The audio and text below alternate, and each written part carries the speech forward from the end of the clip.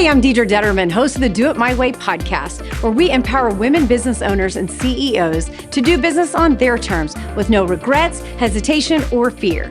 I'm obsessed with all things marketing. I started my career in television, and I remember sitting in countless meetings, listening to executives talk about things that needed to change, but they never did. I was always thinking, what if we did it my way? Once I became an entrepreneur and I started living life on my terms, working the hours I want to work, making the money I want to make, I started to feel success. I was finally in control of my destiny. I hope you will join me on this journey discovering how you can do it your way. Welcome back to another episode of the Do It My Way podcast. I had such an incredible interview with Tulsa entrepreneur Teresa Knox. Teresa shares how she started her career as a dental assistant. She went on to teach others, specifically women, about the career, and she started community care college right here in Tulsa. She has great insight on how she grew the college. She opened 2 more, and she now owns one of the most iconic spots in Tulsa called the Church Studio. Now, she's had her fair share of challenges as well, but you don't want to miss her story. Here's Teresa Knox. Thank you so much for being here today. I'm super excited. You are one of the busiest women out there because I'm reading all these things about you over the last couple of weeks for the interview. And so I'm so excited to have you here that you took time out of your day to share. Well, I love what you're doing and really honored to be a part of it. Good. Well, okay, I want to dive right in. One of my favorite stories about you is you were a dental assistant. Right. Correct. And I read that you didn't really have a ton of dental care in your home. It wasn't like the traditional, we're going to go to the dentist all the time. You wanted to be a dental assistant. So you got a job and you started teaching dental assistants out of your apartment. So you had your son with you and we're growing that. And then it transitioned to community care college. So I've got to hear the story about how that, came to fruition. Well, it's funny because, again, I barely graduated from high school. So it's like, and that's the number one question that people ask me. How in the heck did you start at college? And I just laugh because, I don't really have a great answer for that. When I started dental assisting, I was 18 years old, and it was really a life-changing experience for me. Prior to that, I had worked at Sonic Drive-In, a great Oklahoma company. I worked there for 3 years and loved people. I loved delighting them. And I really think that customer service transferred to being a dental assistant. I loved our patients. And from the background that I had, it was really neat to be around people that had jobs, they had dental insurance, and it really helped my self-confidence. And that's why I love vocational education, because it can lead to something really special. But early on, I discovered that I had a knack for training people. So I put this little curriculum together. I put step-by-step on how to prepare the dental trays and what the expectations were of the dentist. And then I took Polaroid photos. I taped them in this little notebook, and I eventually became in charge of new hires and interns, dental assistant interns, and over again, I would hear, I learned so much from you, more so than 8 months or a year in school. And that's really how I got the idea. I thought, wow, if they paid that much money to go to school, right, but they're claiming that they learned more from me, maybe it's something that I could do. And that's really how the idea started. I mean, so you're in your apartment with Polaroids, but just makes me laugh the way, today with computers I know, and everything right? you can do. But how you figured it out, right? Well, I didn't have any business experience, didn't have an attorney, didn't have an accountant. I had no money. And so, but I was really passionate about dental assisting because I thought if I can do this job and it can change my life and even save my life at the time, anyone could do it. So I felt really strongly about people wanting to get a good job, and primarily females. So all of my early students were females, but I put a $4 ad in the local paper, and it was really simple. It said, enjoy a new career as a dental assistant, called Teresa. And I was shocked. People started calling me at my home. And so that's how it started. And they would ask me, how much is this? What's involved? What's the curriculum? And I had no answer to anything. And I just started faking it. I took the dentist that I worked for.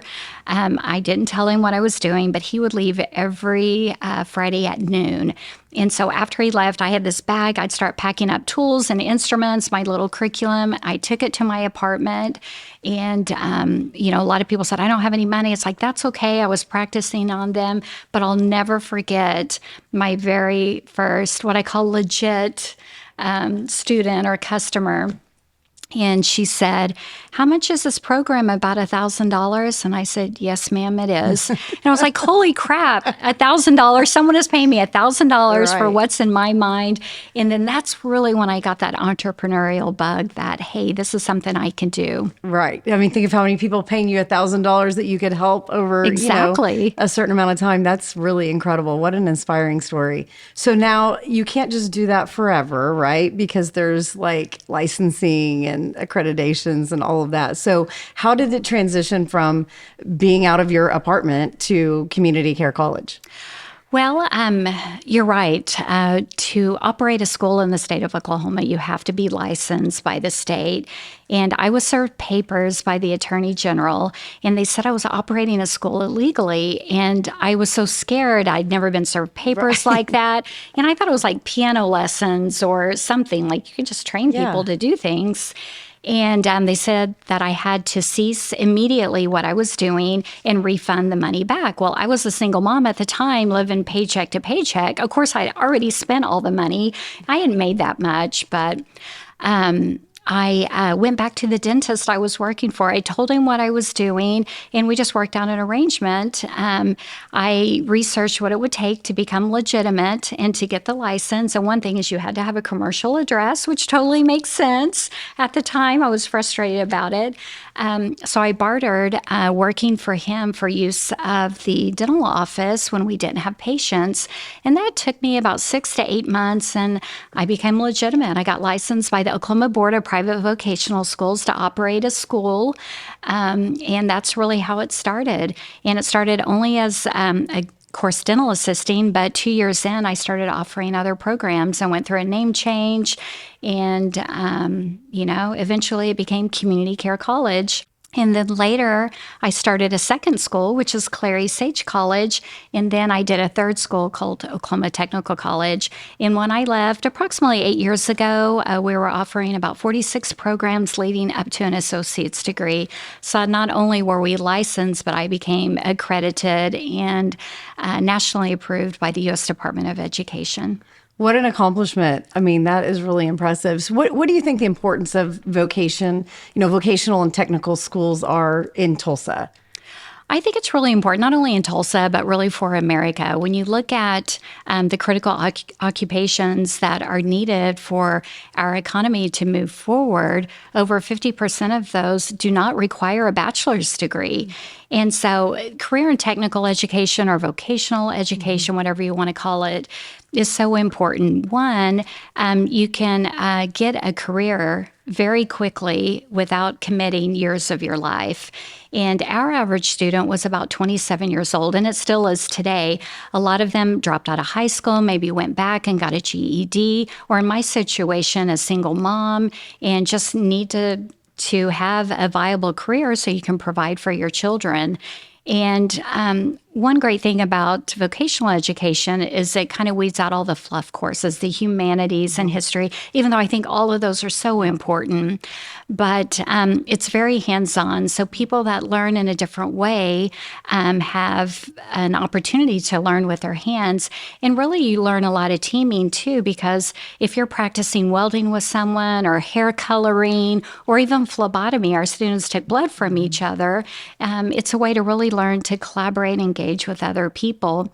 And most programs are less than a year, and then you're in such high demand because it's very specific training for a very specific career. And really, the beauty of the vocational education is bridging the gap between what's in the classroom and what workforce needs. And I'm a huge advocate. I think it's so important. I also believe it's the only answer to get out of poverty, to become a better parent, to get out of an abusive situation, and for yourself to get off of drugs or addiction or any other problem you have. Because when you have a job that you can be proud of, because people that come from poverty, and a lot of our students had a very similar to my background, extreme poverty, And when I got that job, it's like, wow, people want to know, like, what should I do with my tooth? And how should I handle this? Important. Yes, you are important. And when you feel important, you just become a better decision maker. And now you can help other people and mentor others. And that's what it's all about. Well, you have absolutely done that in many ways. So congrats on that. That's so great.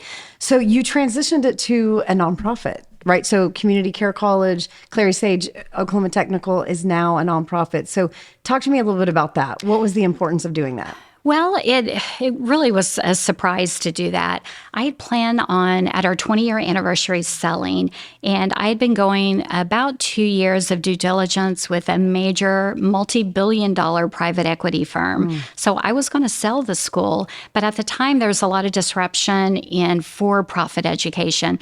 No one wanted to hear the word profit in the same sentence as education. I, don't have an issue with it. Right. I mean, it's important if you have those good outcomes. We want to make sure students graduate with low debt and are getting a job. And we were doing all of those things, but things were happening with the University of Phoenix and ITT and Brown Mackie and all of the vocational schools because what was happening are private equity firms were buying schools. And of course, when it's all about profit, it does compromise the integrity of the educational process. But also, schools were going public, so there were IPOs left and right. And so, but I thought, you know what, it's a good time for me to exit the industry. We were one of the last remaining single shareholder, locally owned schools. And we each had spent millions of dollars on due diligence, accounting and attorneys and consultants. And I get to the closing table and I have my first and my last and only panic attack. Oh my goodness. And I had never felt that way before. And sweating, I had heart palpitations, and I felt like I was giving up my child for adoption. I really felt that way. I know the feeling. And I was having a total breakdown. And I said, man, I'm sorry, I can't do this. I can't sell the company. It was huge. I was going to make so much money. Right. And so, but you have to remember, I started the school with $700. So I had a great return on investment over the years. And so, and we hadn't raised tuition in 10 years. And we were giving millions of dollars away in scholarships. So in a way, we were kind of operating like a nonprofit. But I'm a capitalist at heart. So it wasn't in my realm of even thinking of being a nonprofit. So, backed out of the closing. Everyone's freaking out. These guys were from Boston, East Coast, the whole accent, intimidation. And I went back and I was like, oh my gosh, what have I done? I just prayed that night and I woke up the next morning and I was like, oh my gosh, we should be a nonprofit. And that was never in my realm of thinking. Give me goosebumps. And it took me 2 years to form a nonprofit and to convert the assets of the for-profit entity into the nonprofit. And the Department of Ed, the IRS, everyone who was involved, they were scratching their heads. It's not an easy thing. No, because they're not used to a for-profit going to nonprofit. And what is there an ulterior motive or what is this? But anyway, we got approved. And I remained CEO for 6 months. At that time, we had built the nonprofit board, and we were going more towards the traditional president of the college reporting to an executive board. So it was my exit strategy. It was my time to step down, and that's what I did. And you serve on the board today, is that correct? I do. Yeah, I'm not the chairman, but I serve on the board. You can always have different leadership, but it's kind of hard to replace the founder. And they went through a lot of changes, and it was difficult because I was involved with every aspect from marketing and branding and accounting and admissions, recruiting, financial aid, real estate development, everything that curriculum development. I had my hands in everything. And it was difficult, I think, for them. It was a transition and it was difficult for me. I started grieving afterwards because my entire adult life was the girl that owned the school. And I went from being an owner to the next day being an employee. And I hadn't been an employee in over 2 decades. And so it was really a challenge for me, but I supplemented it with new projects, and that was that. That's so impressive. I love that story. I mean, I never even knew that, you started this out of your apartment, just doing dental assisting, just kind of like making it up. And now look at community care today and really community higher ed. So great. So now tell me this, because I know as I was kind of, diving into your story, I think you've described your childhood as, quote, sex, drugs, and rock and roll, right? It was like your parents and not a traditional upbringing. And there was, a lot of that going on. So you didn't have necessarily someone you were looking up to that was this entrepreneur that did all of these things that gave you that path. So what do you think made you, go that route? Because you can go a lot of different routes when you don't have a lot of supervision. Right. Yeah, there were 8 of us in the family. My mom only had an opportunity to go to the 5th grade. I didn't even finish the 5th grade. And, I learned early on if I wanted something. And early on, I loved makeup. I loved other things. And so I acquired a couple of jobs when I was a kid. One, I sold, during this time of year, I sold pecans. So I would walk for miles as a child. I would collect pecans and I would go door to door. So I learned how to be a door-to-door salesman. And I also carried a broom around, so I also swept people's porches. But I would get paid, and it's like, wow, it was so empowering to me. And I think that's, a lot of people have accused me, both good and bad, of being a workaholic. Mm-hmm. And so I really think that's where that started. My older siblings, my dad was an alcoholic, abusive, and to my mother, I have a brother who's handicapped. And now, unfortunately, I have 4 deceased siblings. I have a brother that served over a decade in prison for methamphetamine. He's back doing those things. I really became addicted to making my own path. Mm-hmm. And money did that for me. And it was just it was addictive. And so in a way, I had that same addictive personality as my siblings. By the grace of God, I did smoke a whole pack of cigarettes in 4th grade. And dabbled in, I remember, weed and other things at my house. I thought it was parsley. I mean, I tried lots of different things, but, I didn't go in that direction. And I think it is because, my mother told me, bless her heart, and still to this day, she's 90. She cares for my brother, who's severely a grown man in diapers and has a mentality of a baby, and she's devoted her life to him. But I think she knew early on that, and I was on the younger end of the spectrum of all kids, but that was just going to be a way for me to get out, is to learn to work and care for myself. Money does provide you that power, right? And to make decisions. It's very empowering. Yeah. It very is, to a fault sometimes. And I'm not money hungry or anything like that. And I think that's why I've taken a lot of risk in business, because I've been without nothing. I've slept in my car. I've been homeless before. I've done all of those things. So the worst case scenario is I lose it all, and I know how to work. Right. I bet always Sonic. make money. I could be a car hop. Yep. It can happen. So it just doesn't scare me. And I think you've always had such a grateful heart, and I think it's probably because coming from nothing and being able to get into, do what you do today. You just are always so gracious and grateful for that, because you know the other side. Well, I really appreciate that. I love people. Everyone has potential. And being able to start a school and see thousands and thousands of people go from point A to point B, that was so amazing for me. And really now to this day, out of everything I've done, I'm really most proud of what we were doing there. It really is a mission field when you don't have the skills to get a good job, and and I had such low self-esteem. Even to this day, I have a very difficult time. Even I'm like, look at her eye, look at one eye, right? And so because you tend to look down and kind of do this, and people that know me know I start wandering, and because you always feel like you have that spirit of poverty that you can't get rid of, and you're never quite as good as other people, because, poverty in the 70s was really different. That's when you were in line and you pulled out the food stamps. It wasn't like you had a little card that looked like a check card. I'm so jealous when I see the Oklahoma cards for a food stamp. I was like, man, they have it so good. You're right. It was obvious. You were standing in line with food stamps. Yeah. Yes. And then you'd have checkers. I would say, oh, you have food stamps. Go to that line down there. Right. I remember I had terrible vision. And, on welfare, you could get one free pair of glasses a year. And this was under the Carter administration. And I just remember how people looked so down on poverty. And it was humiliating. And even getting commodities, it was the best cheese on the planet. But, in your canned foods that had no labels, it was just a very different time. But it affects you.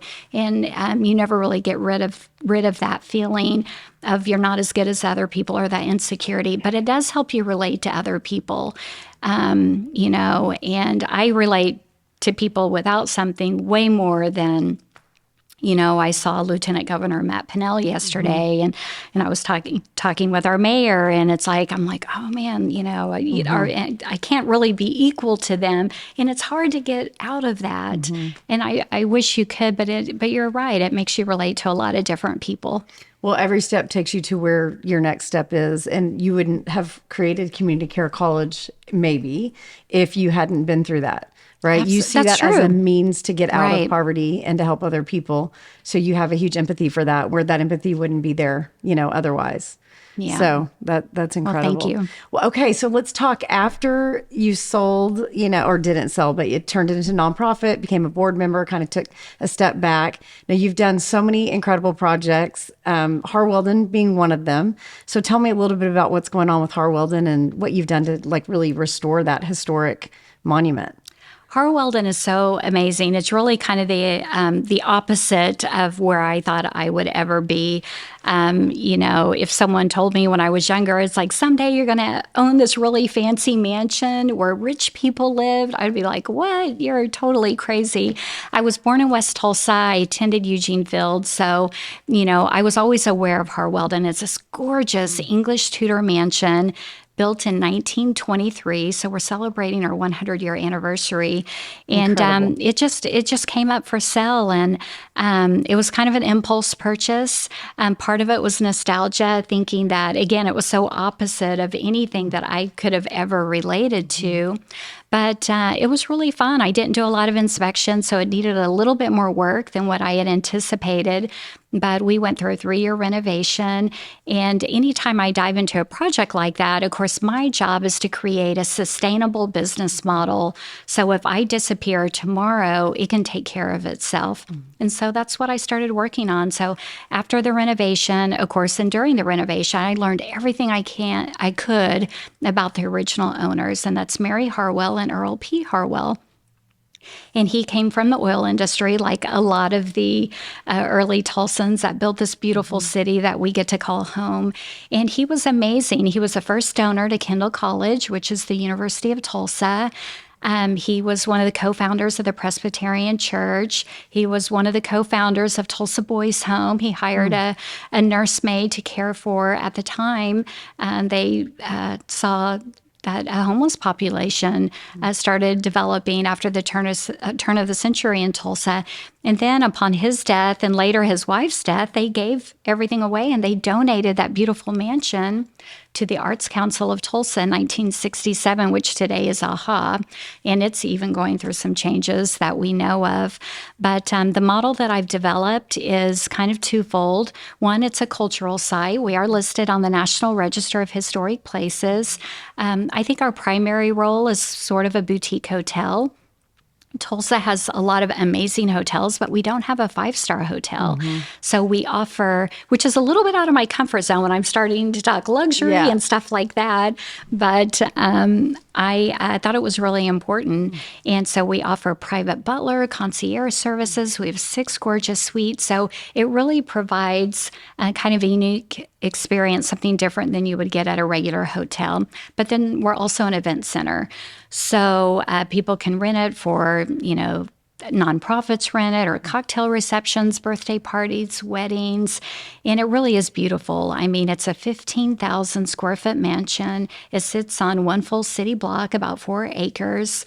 and the neighbors enjoy it. We're located in Maple Ridge, It's gorgeous. it is so gorgeous. And so it's just been a really fun project. And we have some of our own internal programming as well. We have tea events and July 4th, and we're going to be doing a little holiday thing with a hot chocolate bar for the public to be able to come in. So I really like to open it up to the public. That's amazing. I love that. It is so beautiful. I always, we'll ride our bikes down Riverside and it's just so gorgeous. So, it is pretty to look at from that viewpoint. Yes. So tell me, if for female entrepreneurs out there, listening and watching, what would be like your number one piece of advice for them? Oh, that's a great question. Well, I think that it's really important to stay on top of what's happening in the external environment. We know we can control what we can do internally. If we get better at accounting or marketing or employee training, our products and services, we can always improve on those. But one of my favorite sayings is, what got you here won't get you there. And just because, you've been in business for a long time, I have too, but doesn't mean we're going to be successful today or tomorrow. And so the best advice I could provide anyone is to become an expert trend tracker. And when you look at what's going on in your industry, look at who the key players are, not just in your own market, but on a national market. See are they doing something that you should be looking at? But then looking at consumer behavior and, again, that external environment. When I started my business almost 30 years ago, it was all about demography. And working in media, you can relate to this. My demographic was, female 18 to 34. That's what we used to make decisions on where we were going to advertise. Well, now it's psychographical data. What are people doing and how does that work? But we have to look at, the political environment. We have to look at, behaviors like, where are people shopping? What are they doing? And we have to look at the birth rates. My gosh, that's a little bit on demography, but people aren't having babies the way that they used to. Now our target segment is shrinking. So who's going to buy or who's going to need, and what problem are we going to solve when we have a shrinking population? So I think that's really important for any entrepreneur to know more about what's going on out there than anyone else, and really know more about their competition than the competition knows about themselves. I love you said, solving a problem. And I always say to entrepreneurs, if you can solve a problem, they will buy, right? What is the biggest problem you're solving for your customer? That's what you should be talking about in marketing. And that's what will get them to buy. It's so true. That's great. Okay. So favorite project that I've heard about, let's talk church studio. So I got to go in my the church favorite studio, subject. I know, and take a tour, and it is just absolutely amazing.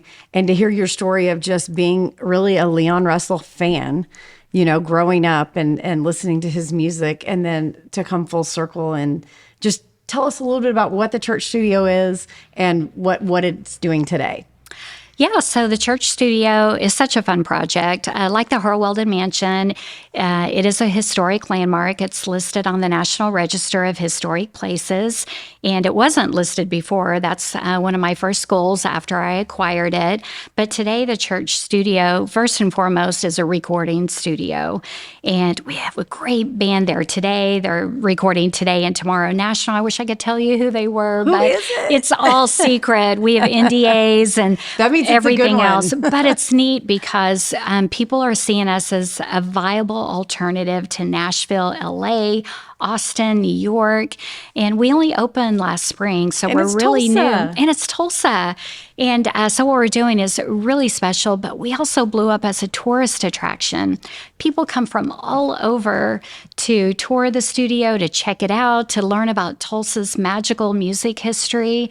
And I really love that. And we've kind of figured it out, like, how can we be a tourist attraction, but still maintain, the excellence in the recording process? Because we know there are a lot of studios that just kind of gave up on the recording, and because they can be so successful as a tourist attraction, like Motown, RCA Studio B, even Muscle Shoals. I mean, most of their emphasis is on the tourism side of things, but we're all music fans. I'm a huge music fan, music collector. I have been my entire life. And So that's why it has to always be about the music, and all of this other stuff is secondary.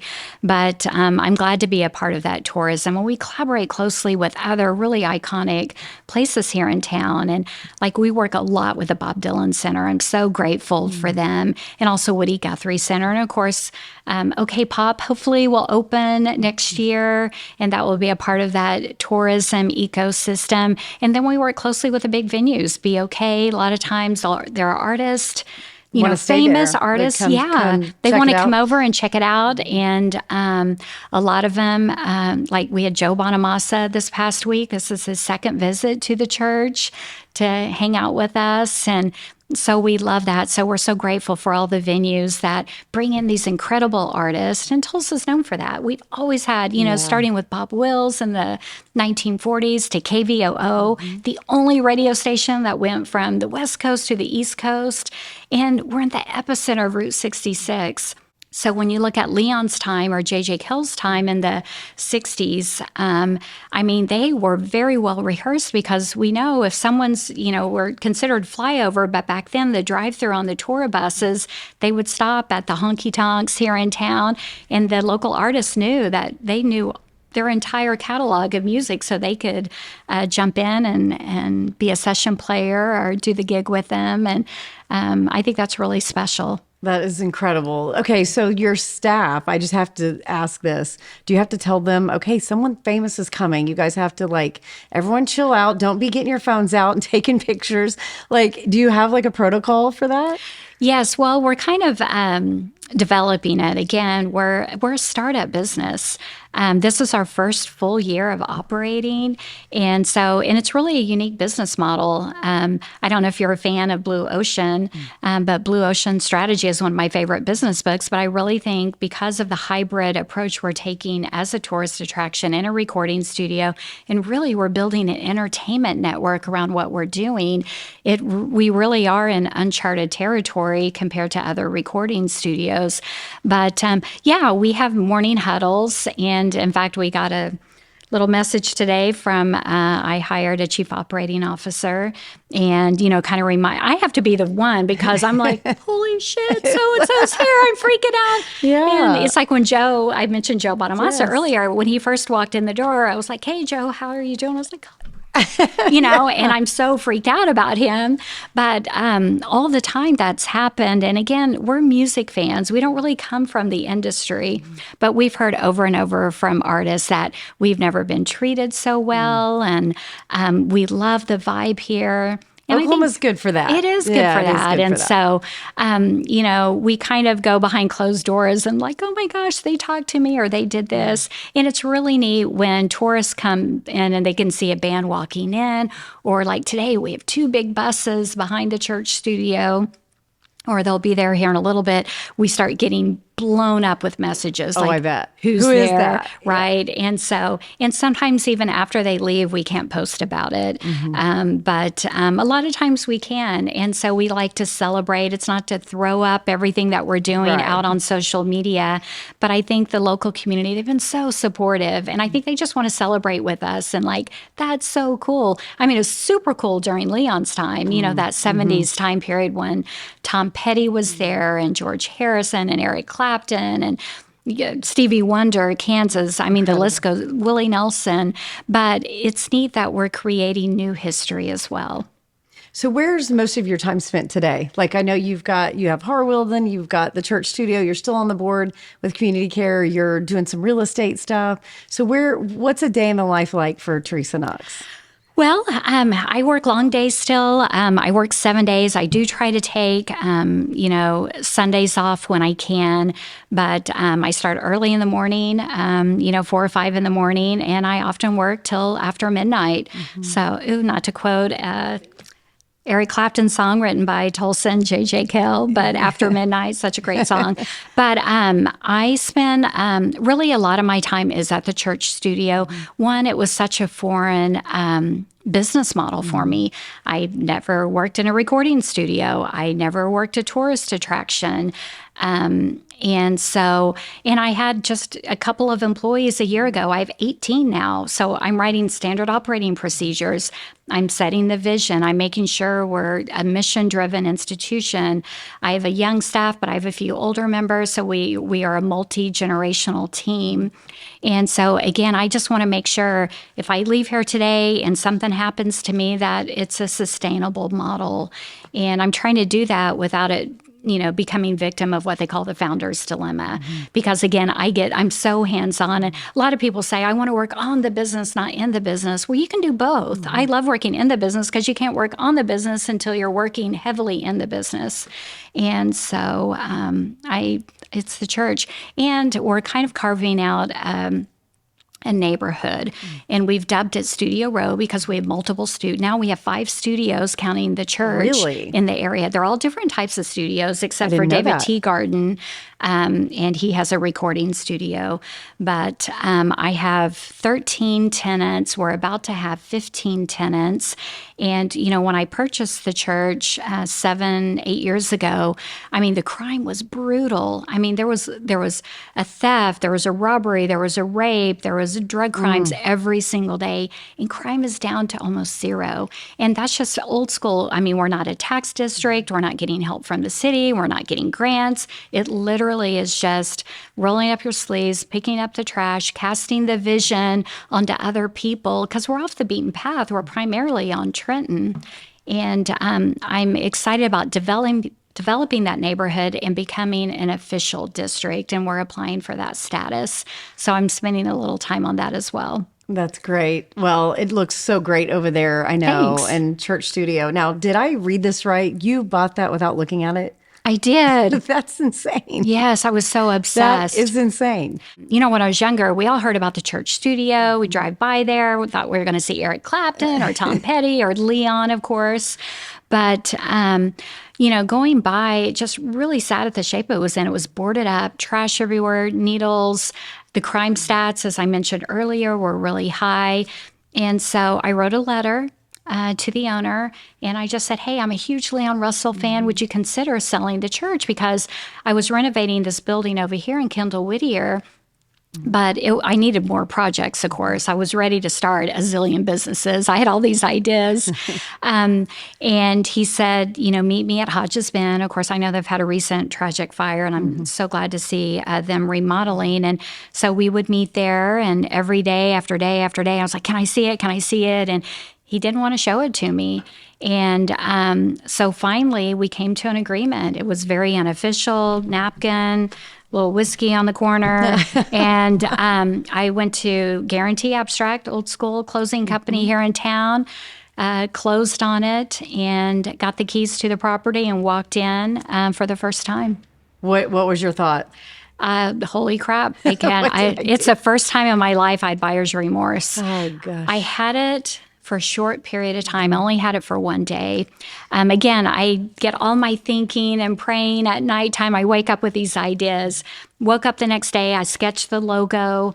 I kind of put an official name to it because it was like Shelter Studios or the church during Leon's time. And I got all the social handles, and I started coming up with a digital marketing plan on how we were going to present it to the public without looking like we were taking advantage of the legacy of Leon Russell. Respectful, yeah. Yes, exactly. And so I haven't regretted it since. And it's kind of a little expensive hobby. It took a few more millions of dollars of what I had budgeted for, but it took a life of its own. And I get so hyper-focused. I've interviewed now probably close to 400 people, a lot of those on video, because I wanted to get to the truth of the church. There wasn't a lot of information. There were made-up stories. And if you interview one of the musicians that was there during that 70s time period, or one of the secretaries, they're very different stories. And so I thought it was important to get to the truth. Even the original church, no one knew what denomination it was, what year it was built. And I learned so much about that early church that was built in 1915. And I loved it. It made a lot of sense when you looked at the construction part of the church.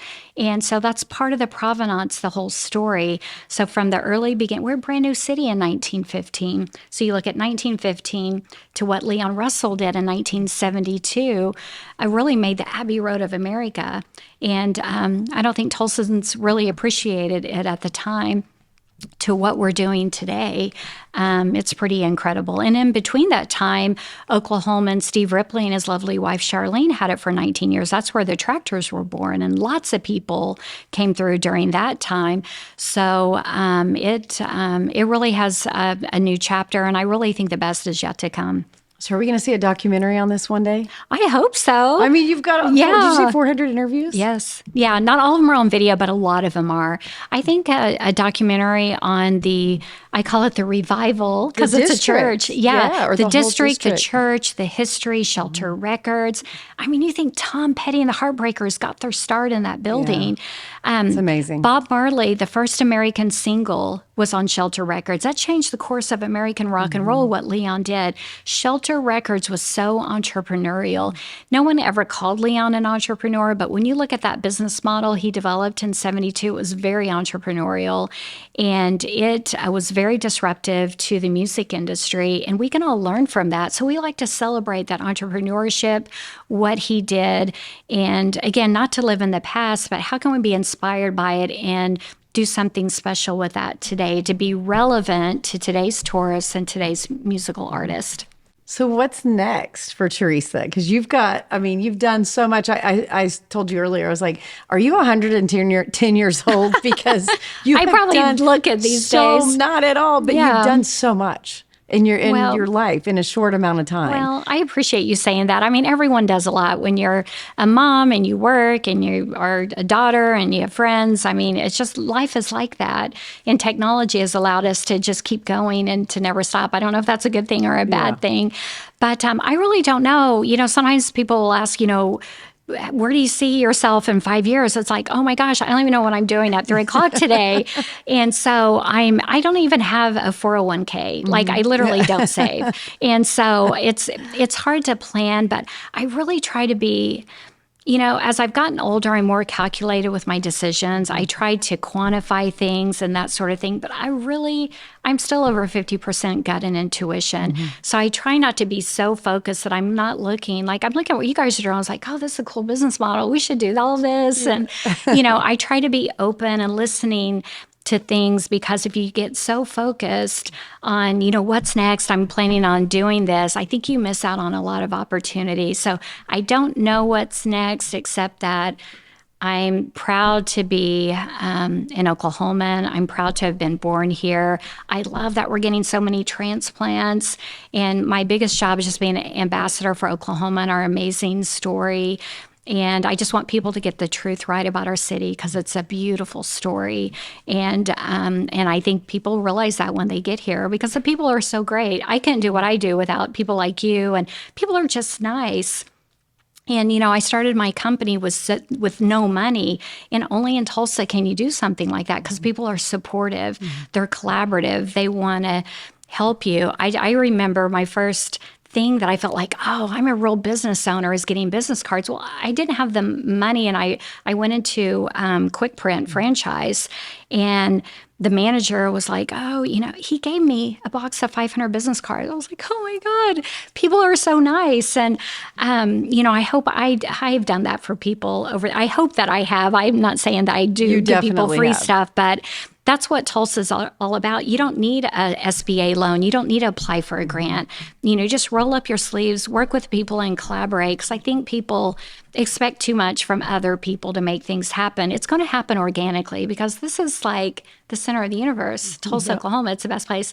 Of course, full disclosure, I've never lived anywhere else. But you could, and you chose to stay. Yeah, so. I want to be here. I don't travel. I don't do anything. Right. So except, I really love, maybe I live in a bubble, but, I read, I see what's going on in the world, and but I just love being here. Well, you're a true visionary, and a lot of people have a vision, but they don't carry it out and can't implement. So not only a visionary, but being able to implement everything that you have the vision of is truly incredible. So Thank you so much for being here today. I appreciate, fun. I could talk to you forever just about everything you've done, and just appreciate you sharing and being very open and honest about your journey. And I think there's a lot of people that are going to learn from it. So, Yeah, well, thanks. well, where can we find you? If the audience wants to find you, obviously Harwelden, Church Studio. Yeah, we have websites for both of those properties. You